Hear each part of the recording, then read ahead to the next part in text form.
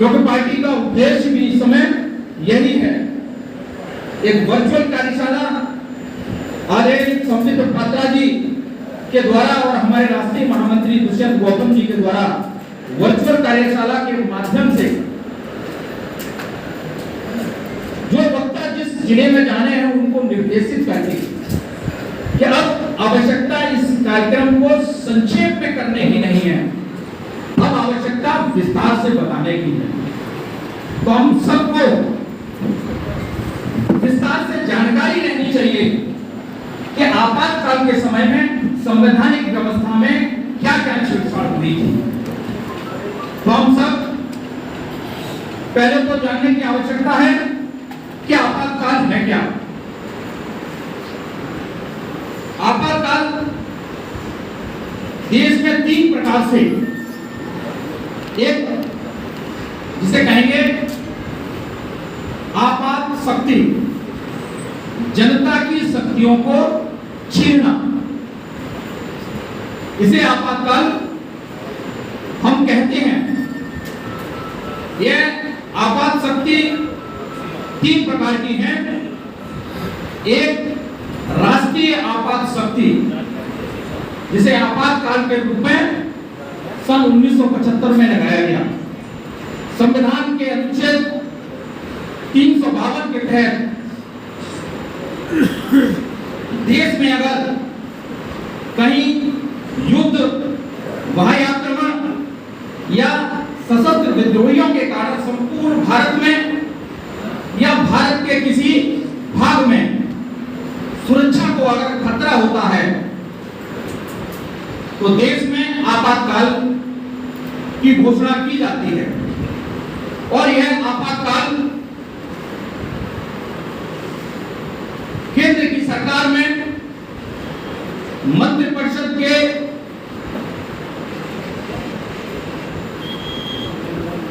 Recommendation के बाद 2/3 बहुमत के साथ राष्ट्रपति के द्वारा लगाया जाता है। लेकिन इस 2/3 बहुमत की व्यवस्था को भी मैं आपको बताऊंगा किस प्रकार से, किस अनुच्छेद से छेड़छाड़ की गई। दूसरी आपदा, राजकीय आपदा, जिसे राजकीय आपदा शक्ति कहते हैं, इसमें संविधान की अनुच्छेद 356 के तहत संघीय सूची में 10 बिंदुओं के आधार पर किसी भी प्रदेश की सरकार, जिसे कि हम मेंबर ऑफ लेजिस्लेटिव असेंबली कहते हैं, को समाप्त करने की व्यवस्था है। कांग्रेस ने सन 1947 से और अब तक 2014 तक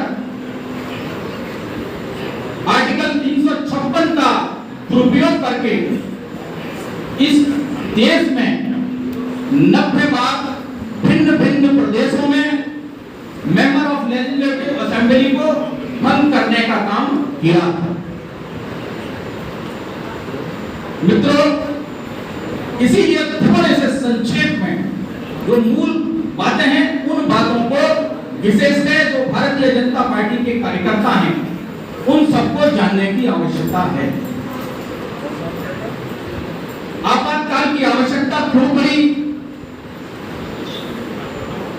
मित्र भाई हमारे मानवीय जी ने संक्षेप में आपको बताने का प्रयास किया कि समय की बात बता थी, वो विस्तार से भी आप सबको पूरा घटनाक्रम बता सकते थे।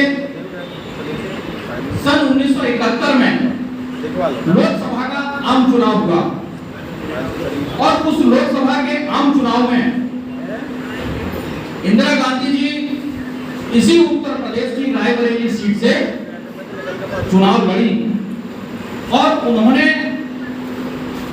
पूरे सरकार का दुरुपयोग करते हुए, आचार संहिता का उल्लंघन करते हुए करीब 1 लाख मतों के साथ राजनारायण जी को चुनाव हराया।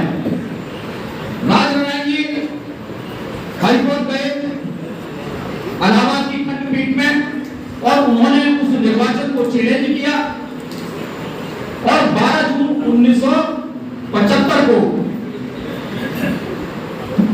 हाई फैसला इलाहाबाद की खंडपीठ से आया और वह फैसला उस समय वहां के जज जगमोहन सिन्हा जी के द्वारा 259 पन्नों में दिया गया और संक्षेप में सार को उन्होंने पढ़ते हुए सुनाया कि इंदिरा जी की जीत को अवैध घोषित किया गया, उनके चुनाव को रद्द किया गया, उनकी लोकसभा की सदस्यता समाप्त की गई और इसके साथ ही इंदिरा जी के 6 साल के लिए मताधिकार के प्रयोग से भी उन्हें वंचित कर दिया गया। यह फैसला था श्रीमान जगमोहन सिन्हा जी का। न्यायपालिका की व्यवस्था से विचलित होकर उस समय इंदिरा गांधी जी ने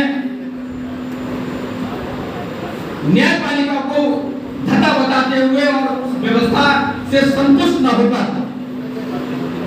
वैसे तो आपने हमेशा हम सब अपने न्यायालय के निर्देश का पूरी अनुसरण के साथ पूरा इस देश का जनमानस पालन करता है, लेकिन इंदिरा जी के मन में इस राज्य सत्ता को बनाए रखने के लिए, इस देश का प्रधानमंत्री अपने आप को बनाए रखने के लिए